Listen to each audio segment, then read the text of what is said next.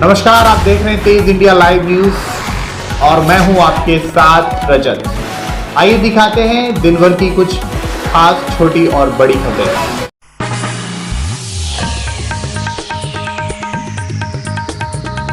जनपद बिजनौर में सड़क सुरक्षा अभियान के दौरान जनपद बिजनौर के यात्री कर अधिकारी एवं उप निरीक्षक यातायात व प्रवर्तन कार्मिकों के साथ जनपद के विभिन्न चौराहों पर दो पहिया वाहन चालकों को हेलमेट का प्रयोग करने के लिए जागरूक करते हुए प्रोत्साहित किया गया तथा अपील की गई कि चार पहिया वाहन चलाते समय सीट बेल्ट का प्रयोग व दो पहिया वाहन चलाते समय हेलमेट का प्रयोग अवश्य करें। हेलमेट एक जीवन रक्षक उपकरण है। हेलमेट और सीट बेल्ट के प्रयोग से दुर्घटना के समय आपके जीवन सुरक्षित रखने की 70% संभावनाएं विद्यमान रहती हैं। इसीलिए हेलमेट और सीट बेल्ट जीवन रक्षक उपकरण हैं। इनका प्रयोग करते हुए अपने सफर को सुरक्षित रखें और अपने अमूल्य जीवन को दुर्घटना से नष्ट होने से बचाएं।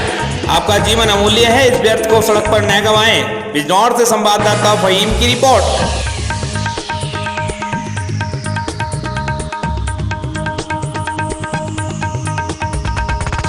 जनपद बिजनौर में एनआईए अफसर व उनकी पत्नी की हत्या का मामला। मुख्य आरोपी मुनीर और रेहान को पाया दोषी।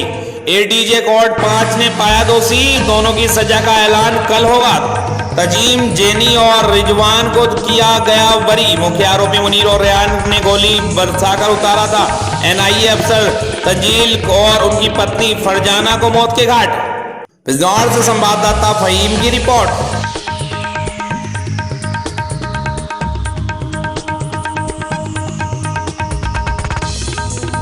बिजनौर के नगीना में बिजनौर से तेज रफ्तार कार नियंत्रण होकर खाई में पलटी। नगीना से आ रही तेज रफ्तार कार नगीना देहात के ग्राम टांडा माईदास के पास तालाब में अंतरण होकर पलट गई, जिसमें बैठे ड्राइवर और सवारी बाल बाल बचे। नगीना से संवाददाता नवाब इदरीसी की रिपोर्ट।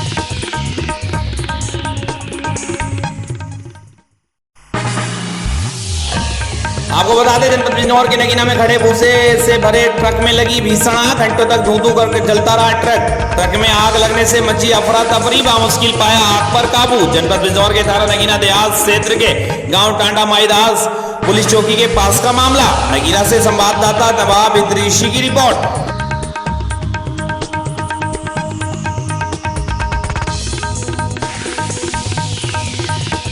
आपको बता दें, बिजनौर के धामपुर सामुदायिक स्वास्थ्य केंद्र को मिली 108 की एक नई तकनीकी एम्बुलेंस की सौगात। एम्बुलेंस का शुभारंभ जिला पंचायत अध्यक्ष साकेंद्र प्रताप सिंह ने फीता काटकर व पुष्प वर्षा कर किया।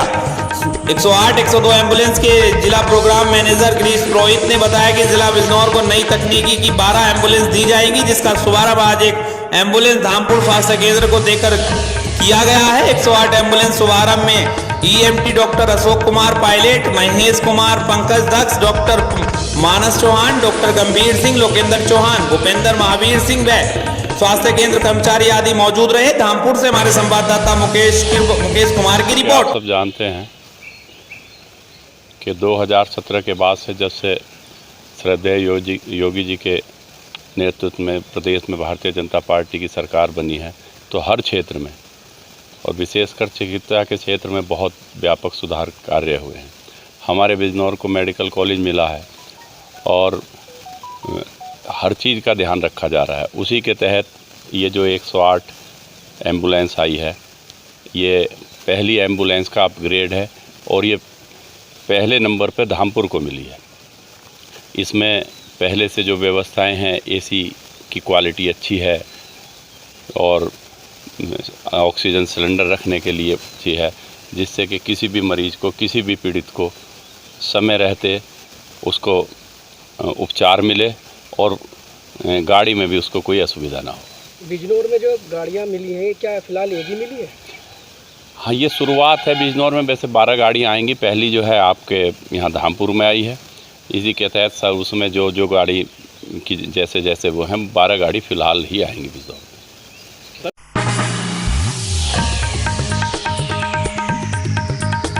जनपद मुजफ्फरनगर में निषाद पार्टी का एक कार्यकर्ता सम्मेलन जिला पंचायत सभागार कक्ष में किया गया, जिसमें मुख्य अतिथि के रूप में राष्ट्रीय निषाद एकता परिषद के कार्यकारी अध्यक्ष माननीय डॉक्टर अमित निषाद एवं विशिष्ट अतिथि के रूप में माननीय बाबू राम निषाद व वरिंदर डाटा जिला पंचायत सभागार में पहुंचे, जिनका निषाद पार्टी कार्यकर्ताओं द्वारा माल्यार्पण कर जोरदार स्वागत करते हुए निषाद पार्टी जिंदाबाद, भारतीय जनता पार्टी जिंदाबाद के जोरदार नारे लगाकर अभिनंदन किया गया। तत्पश्चात स्वागत कार्यक्रम एडवोकेट नरेश कश्यप की अध्यक्षता में किया गया, जिसका संचालन मेरठ मंडल सह प्रभारी प्रदीप कश्यप ने किया। इस दौरान कार्यक्रम के मुख्य अतिथि डॉक्टर अमित निषाद ने सर्व समाज के निर्बल, शोषित एवं अन्य पिछड़ी जातियों को निषाद पार्टी के बैनर तले संगठित कर एकजुट होकर आगामी चुनाव की तैयारी में जुटने का आह्वान किया तथा मत्स्य विभाग से जुड़ी जानकारी एवं सरकार की मुख्य योजनाओं पर प्रकाश डालते हुए मछुआ समुदाय को लाभान्वित करने का आह्वान किया। वहीं इस कार्यक्रम को सफल बनाए जाने में राष्ट्रीय प्रचारक एवं मेरठ मंडल सह प्रभारी श्याम कश्यप, प्रदेश प्रमुख सचिव सुंदर सिंह सोम, प्रदेश सचिव अमित कुमार प्रभुजी, निषाद पार्टी वरिष्ठ नेता जय भगवान कश्यप, जिला महासचिव मोहित कल्याणी, नगर महासचिव डॉक्टर हाशमी, नगर उपाध्यक्ष सचिन कुमार, अल्पसंख्यक मोर्चा जिला प्रचार मंत्री महफूज सलमानी, नगर प्रचार मंत्री गुलशन रंगरेज, अमित सागर, आनंद कश्यप आदि सैकड़ों कार्यकर्ता मौजूद रहे। मुजफ्फरनगर से संवाददाता निसार मलिक की रिपोर्ट।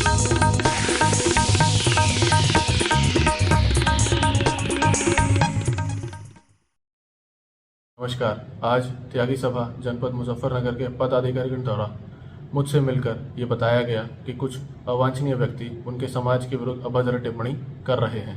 मेरे द्वारा तत्काल प्रभाव से इसमें पुलिस अधीक्षक नगर की निर्देशन में एक टीम का गठन किया गया है, जो संपूर्ण प्रकरण की जांच करेगी और हर ऐसा व्यक्ति जो इसमें दोषी पाया जाएगा उसके विरुद्ध कठोर कानूनी कार्रवाई करेगी।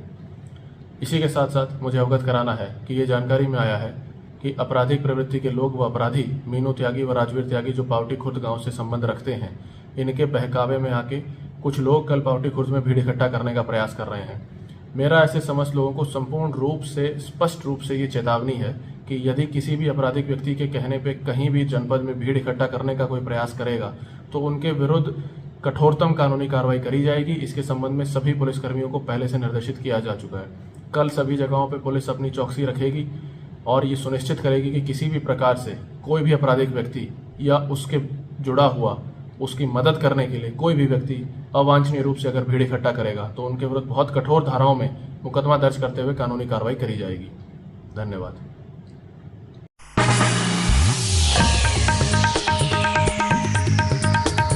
जनपद प्रयागराज के हंडिया में मिट्टी का अवैध खनन जोरों पर, प्रशासन बना मौन। हंडिया थाना क्षेत्र में अवैध रूप से मिट्टी का खनन जोरों पर जहां चल रहा है, जहां सब कुछ पुलिस प्रशासन के नाक के नीचे हो रहा है, लेकिन प्रशासनिक अमला शांत बैठा हुआ है। पूरे तहसील क्षेत्र में जेसीबी व ट्रैक्टर लगाकर खनन माफिया शासन के दिशा निर्देशों की धज्जियां उड़ा रहे हैं। शिकायत के बाद भी कार्रवाई न होने से खनन माफियाओं के हौसले बुलंद हैं। वहीं शासन ने पूरे प्रदेश में हो रहे अवैध रूप से खनन पर रोक लगाई हुई है। इसके बावजूद भी जोरों शोरों पर खनन जारी है। सुप्रीम कोर्ट की गाइडलाइन का भी नहीं किया जा रहा है पालन।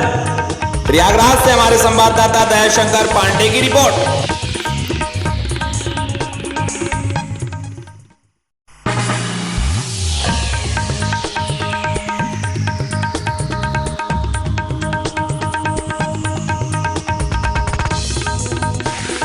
उत्तराखंड के जनपद हरिद्वार में माननीय मुख्यमंत्री धामी के आदेशों का अनुपालन करते हुए जिला प्रशासन एवं एचआरडीए द्वारा लगातार हटवाए जा रहे हैं अतिक्रमण की असली वास्तविकता क्या है?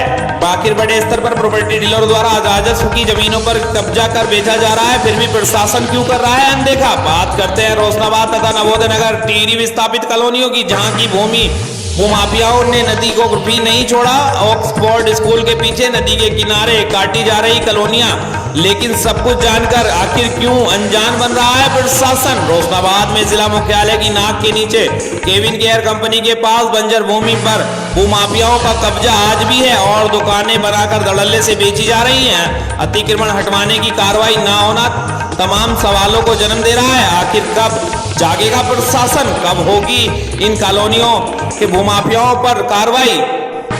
यह अभी एक सवालिया निशान।